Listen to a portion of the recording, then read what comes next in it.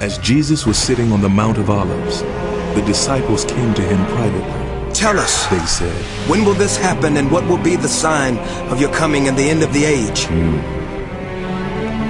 You will hear of wars and rumors of wars, but see to it that you are not alarmed. Such things must happen, but the end is still to come. Nation will rise against nation, and kingdom against kingdom. There will be famines and earthquakes in various places. All these are the beginning of birth pains. For then there will be great distress, unequaled from the beginning of the world until now, and never to be equaled again. If those days had not been cut short, no one would survive. Immediately after the distress of those days, the sun will be darkened, and the moon will not give its light. The stars will fall from the sky, and the heavenly bodies will be shaken.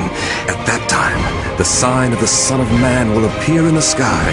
When you see all these things, you know that it is near, right at the door. Truly, I tell you, this generation will certainly not pass away until all these things have happened. Heaven and earth will pass away, but my words will never pass away. As it was in the days of Noah, so it will be at the coming of the Son of Man. They knew nothing about what would happen until the flood came and took them all away. That is how it will be at the coming of the Son of Man. Therefore keep watch, because you do not know on what day your Lord will come.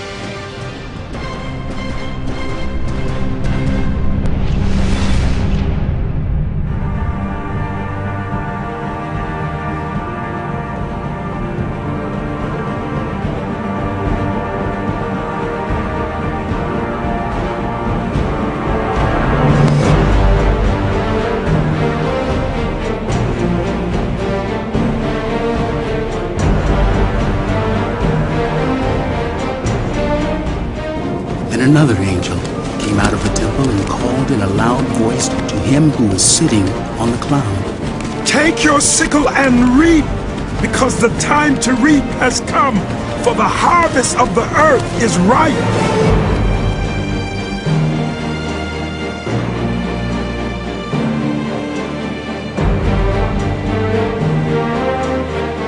I looked, and there before me was a pale horse. Its rider was named Death, and Hades was following close behind him.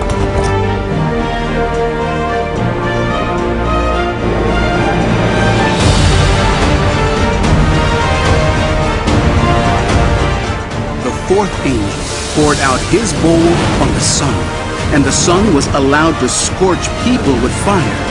They were seared by the intense heat, and they cursed the name of God who had control over these plagues, but they refused to repent and glorify him. A third of the earth was burned up, a third of the trees were burned up, and all the green grass was burned up.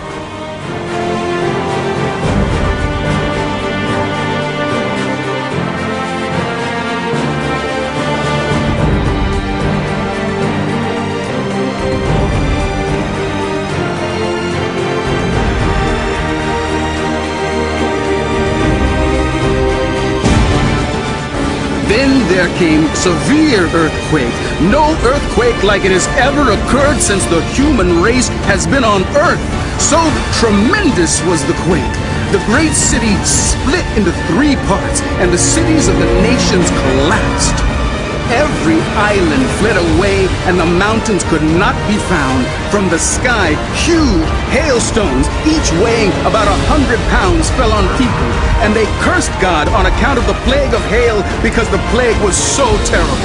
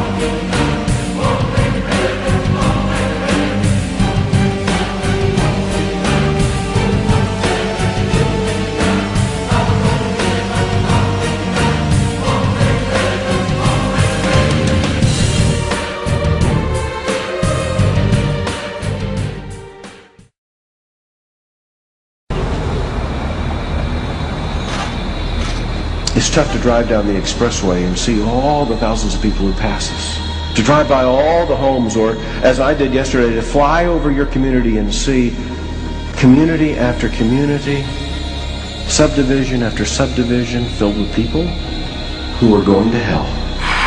Millions of people that used to live on the earth's surface are down there now suffering because they made a wrong decision. Think about the people with whom you work, and as the Bible would command us, think about yourself. Life goes like a vapor. God does not want one person lost into this place. The message about hell may not be politically correct. It may, in this day of postmodern confusion, be something that creates bad public relations.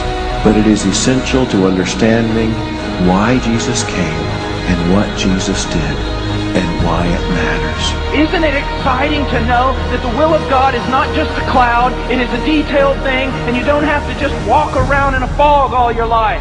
But we fool ourselves if we do not face hell seriously. We have purpose. We have a reason to glorify God on the face of the earth by taking the gospel to every creature. It is not a vain job. It is not a vain task. He will do it and desires to accomplish it through you.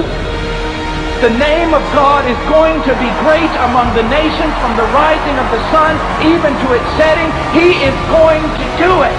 Now, church, He has invited you to participate in the joy of the harvest.